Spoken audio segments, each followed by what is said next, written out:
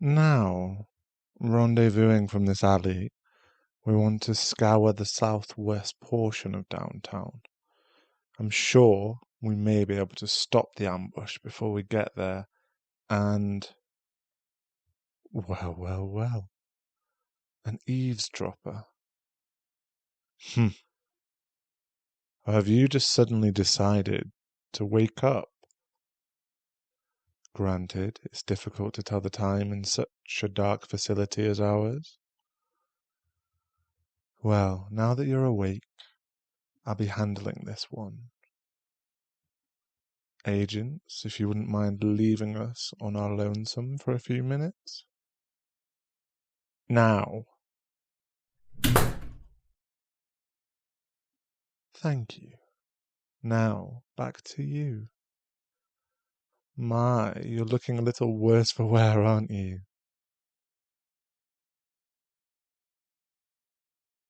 You could say the same for me. Well, we all age, old friend. You certainly aren't the wide-eyed child with a big heart I grew up with. Maybe, just maybe. I just look better for my age than you do.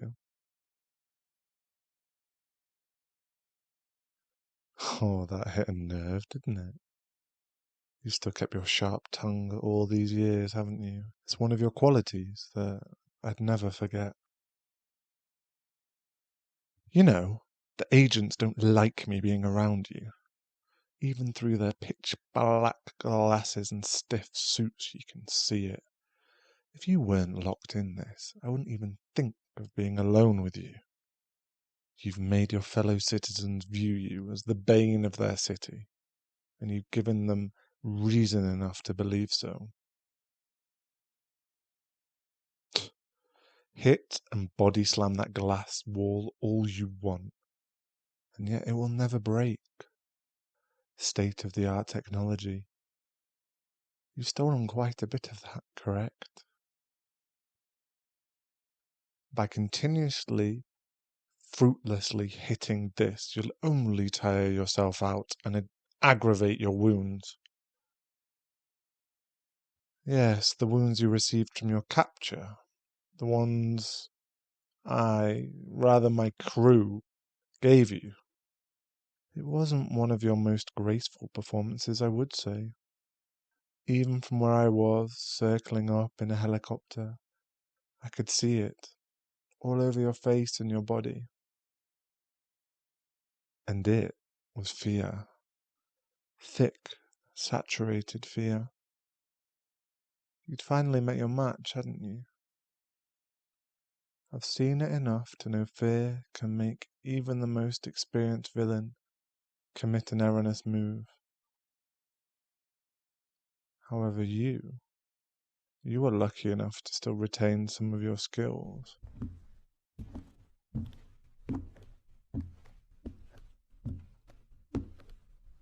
Do you recall, as you began making your grand exit, it was clear you weren't expecting us to show up? You tried to keep your composure and fight us off, yet as the time passed you became tired, exasperated. You finally gave in and collapsed to the cracked pavement, the same way you're sliding down the wall right now.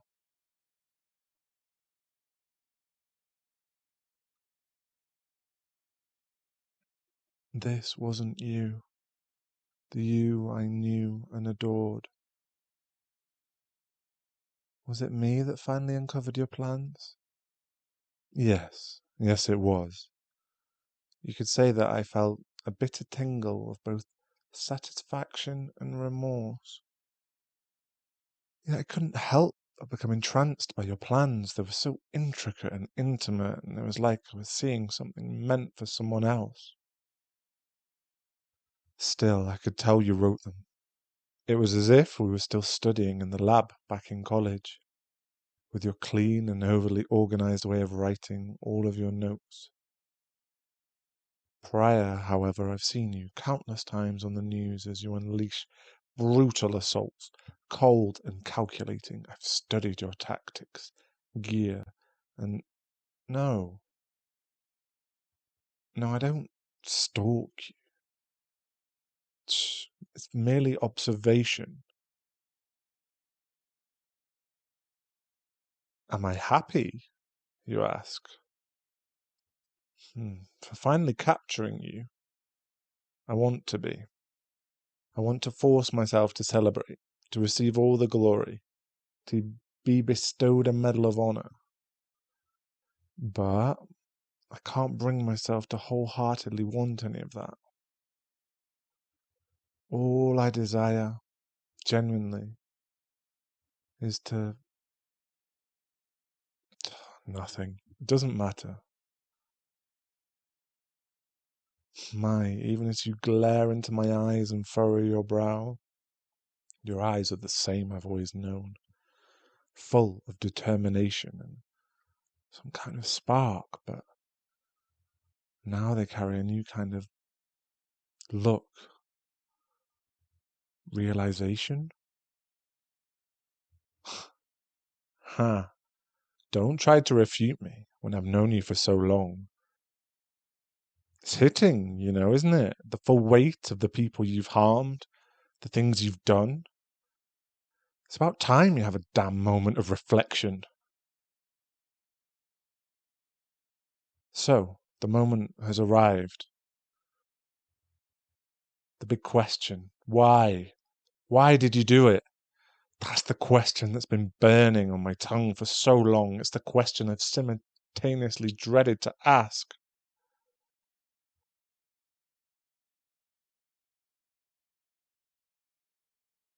I see.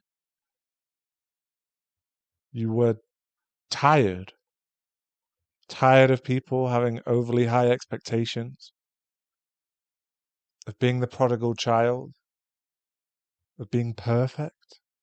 You were sick of the scummy way the world had treated you as a kid, only to have them switch up when you brought impeccable grades and college admissions. Ergo, you despised how they only valued you for their own advantage. It's not pretty, is it? The way you can be treated like a napkin, used when you're needed, and thrown away when someone decided they've had enough of you. That's politics. Remember how I used to work on a campaign for the senator with gel-caked hair? I wasn't paid, despite the guy being richer than a mother. I moved to state offices all alone. The stress was horrible. I wanted to serve the public with all of my heart and soul, but they hated me for it. Once I made it here, I was weary and battered as if I'd fought numerous wars. But I made the promise to remember the wrongs that had been committed against me and prevent them from happening to others. Not to worsen what was wrong with the world. I wish you would have done the same thing. It's never too late to reverse your misdeeds, and no one needs to go through it alone. I want to... Yeah, I'll spit it out if you let me. I want to help you. I want to be by your side as you mend your errors and pick up the pieces of your life. Only, I wish I could have been there for you sooner.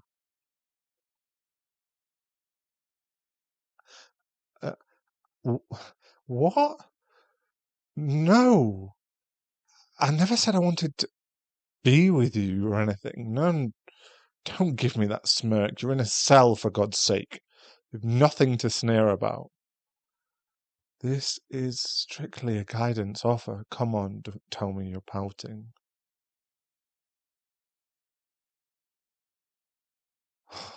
My cheeks are not red. Look, I wear this suit all day. I'm bound to be hot. Now, I have business to take care of. The agents will come in soon enough to check up on your wounds.